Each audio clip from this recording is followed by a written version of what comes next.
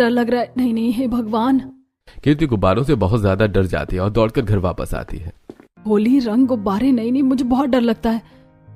खुशबू, तुझे पता है बाहर कुछ लड़कों ने मुझ पर गुब्बारे मारे। मुझे बहुत डर लग रहा है अगले साल होली में मैं जब। अरे कितना ओवर रिएक्ट कर रही है, रंग ही तो है, भला रंग से क्या इतना डरना, जा जाकर काम कर। खुशबू कीर्ति को चिल्लाकर काम करने भेज देती है। डरते हुए गुजिया छानने लगती है। तभी तेल छटक कर कीर्ति के हाथों में लग जाता है। इस तेल की वजह से मेरे हाथ जल गए, लेकिन फिर भी काम तो करना ही पड़ेगा।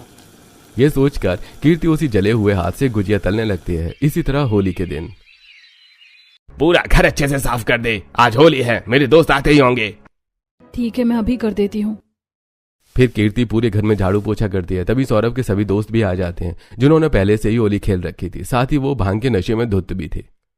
अरे उसके गाल पर बस दाग है, बाकी तो कितनी ज्यादा अच्छी है। अब तो बस इसे अपनी बाहों में लेने का मन करता है। तभी वहां सभी लोग आते हैं, जिसे देखते ही राजीव शांति से सभी के साथ सोफे पर बैठ जाता है और कीर्ति सभी के लिए खाने की चीजें लेकर आती है।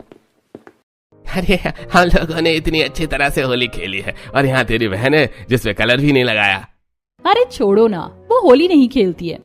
अरे अगर नहीं खेलती है तो क्या हो गया, हमारे हाथों से रंग तो लगवा सकती है ना। फिर संजय तुरंत अपने हाथों में रंग लेकर कीर्ति की तरफ आगे बढ़ता है। नहीं नहीं, मैं होली नहीं खेलती। अरे क्या हुआ, रंग लगवाने में क्या दिक्कत है? अरे जब मना कर रही है तो क्यों इस तरह की छेड़खानी कर रहे हो, छोड़ो उसे। अभिषेक की बात सुनकर सभी रुक जाते हैं और कीर्ति वहां से चली जाती है। भाई तुझे मजे नहीं लेने तो चुप रहना, सौरभ की बहन है, हमारी थोड़ी ना।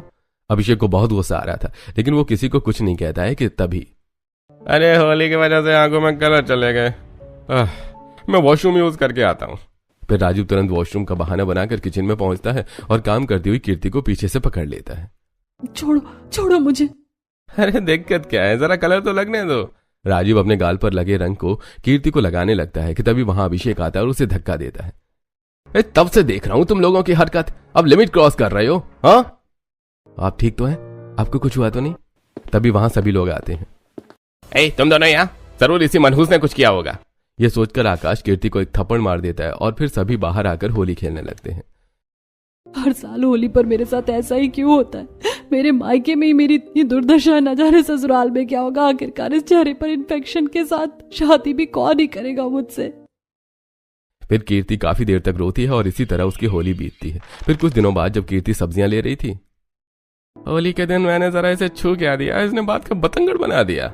आज इसे पता चलेगा असली बदतमीजी किसे कहा जाता है। इतना कहकर राजीव सिगरेट जलाकर कीर्ति के पास जाता है।